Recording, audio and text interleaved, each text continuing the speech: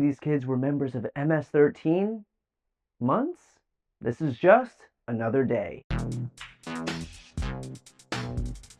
Since Trump took office, he's made two solemn oaths to the American people. One, that if the Pope died, he'd wear a blue suit to his funeral just to be a dick. And two, that he'd crack down on the most violent, hardened criminals who've been pouring over our border. Well, looks like our prez just went 2 for 2. 3 children, all U.S. citizens, have been forcibly removed from the U.S. with their migrant mothers and sent to Honduras. These children, ages 2, 4, and 7, are U.S. citizens and were sent with their mothers who were deported Friday morning. Finally, this White House is eradicating crime from America's sandboxes. So this weekend in Louisiana, 2 mothers brought their children, who are U.S. citizens, along to their routine check-ins at ICE offices. They were then arrested, given virtually no opportunity to speak with lawyers or family members, and they were then deported to Honduras in less than 3 days. Damn, I really don't see how this gets worse. And in the case of the 4-year-old, lawyers say the child has a rare form of cancer and was removed from this country without medication. My God, I think even some of our top villains would be like, maybe slow your roll a bit there?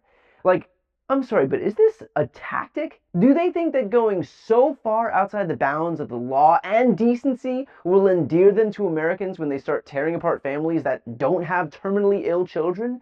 Well, at today's White House press briefing, Border Czar Tom Homan dropped by to defend these actions. If you choose to have a U.S. citizen child, knowing you're in this country legally, you put yourself in that position. You put your family in that position. What we did is remove children with their mothers who requested the children depart with them. This was a parental decision. Parenting 101. The mothers made that choice. And I tell you what, if we didn't do it, the story today would be Trump administration separating families again. Yeah, at this point, I don't think you need to be worried about bad PR. Pretty sure that ship has sailed. But also, it's not a binary choice of either hastily deporting a mom with or without her children. There's this funny little third option where you have a shred of humanity, slow down, and let due process occur. But obviously, that's not their style. Are you concerned that due process, at least for the U.S. citizen children, is being flouted, and that the speed at which the enforcement is being done could lead to errors, as was the case in the Kilmar Abreu Garcia case? And then also, if you could give an update on the deportation numbers under this administration and whether you're pleased with them. First of all, I don't accept the term error in Abreu Garcia. There is an oversight. This administration is now potato-potatoing its massive failings when it comes to rush deportations. Call it an error, an oversight, a slip-up, a mistake, a boo-boo, even a whoopsie. It's all a big fucking problem. But these seemingly slight changes in verbiage are not accidental. There's a withholding order. But things have changed. The facts around the withholding order has changed. He is now a terrorist, which is the withholding order set aside. Right there. You hear that? With Abreu Garcia recategorized as a terrorist, the original rules no longer apply. He's not an immigrant, he is a threat to our nation. These seemingly small shifts in rhetoric are used to skirt the rules after the fact. It's like getting busted after having an affair and then claiming you want an open marriage. And they're not just reclassifying people, they're also moving the goalposts on other aspects of their border policy. Mr. Homan, talking about the border wall, can you give us an update as far as how many miles are being built today? And is Mexico paying for it, as the president said they were going to? Trump said Mexico will pay for the wall. They have in a roundabout way, have they not? Putting 10,000 military on the northern and southern border, taking the action they did, remain in Mexico. They didn't have to do that, they're doing it. Putting military on the southern border, have moved illegal immigration to a record low. We're saving millions of dollars every day on detention, transportation, removal proceedings. We've more than made up for the cost of that wall. First off, never a good sign when you're using the term roundabout way to declare victory. But also, that was not the pitch from your boss that everyone remembers. Who's gonna pay for the wall? 100%.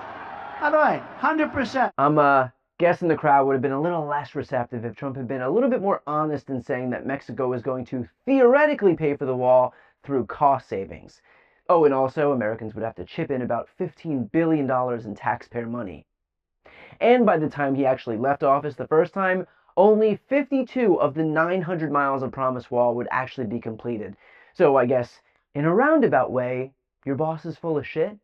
But these are deliberate moves by the Justice Department to not just recategorize people and money, but to keep shifting the narrative that brown people are the problem. You see these signs behind us. All the arrests have been made over the last 100 days. Homicide, child sex abuse, rape and sodomy. The mugshots of those who have been captured and taken off the streets. Why do you want people to see that? Why do you want the press to see that? Well, look, the mainstream media, as you know, Brian, doesn't want to cover this story. Yeah, I don't think it's because of the lack of signage. I have a feeling that unless this administration gets the level of media coverage they're happy with, we are weeks away from them advertising on the sphere. But yes, as a way of spiking the football, today the White House decorated the North Lawn with mugshots of arrested immigrants who have committed brutal crimes. And look, I hate to be the facts guy here, but if the White House wants to gloat about the criminals who've been busted in this country, they might want to grab a can of white spray paint for those posters. According to the FBI, when it comes to arrests by ethnicity, white people are crushing Hispanics and Latinos by almost 4 million. I mean, come on, this administration promised to be merit-based, and here they are, DEIing white people out of getting the recognition they deserve. Contrary to what Tom Homan and the rest of Trump's team would have you believe, Democrats, federal judges, and members of the media are not pushing back because they think child rapists and fentanyl-dealing murderers should be running our summer camps. They're doing it because they want their leaders to follow the law and own up to their mistakes. Trump's presidency has, in just a few months, been fraught with massive failures, but any admission of this is not only seen as a sign of weakness, but a fireable offense. I can't believe I'm saying this right now, but Trump's administration can actually learn something from admitting fault from a guy in his 20s. This weekend, 21-year-old Jax Ulbrich, the son of the Atlanta Falcons defensive coordinator, pulled a shitty prank on NFL draft pick Shedeur Sanders. Sanders, along with everybody else in this country, thought he'd be a first-round draft pick, but he ended up going in the 5th to the Cleveland Browns. But while Sanders was waiting, he got a call from Ulbrich pretending to be the general manager of the Saints and claiming they were going to draft him. It was an incredibly shitty thing to do. And yet, when Ulbrich got busted, he did something not a single person in Trump's orbit would ever dare do. He apologized. Ulbrich apologizing to Shedeur on Instagram, writing, "I'm so sorry I took away from your moment. It was selfish and childish." And Sanders is trying to put the whole thing behind him. This is what it is. I think of course the dude was childish. Of course I feel like it was a childish act, but everybody do childish things here and there. You see that? That's how it's done. And to his credit, Shedeur handled it like an absolute pro. When the douchey bros have a better understanding of accountability than the grown-ass adults running the federal government, we might be in trouble.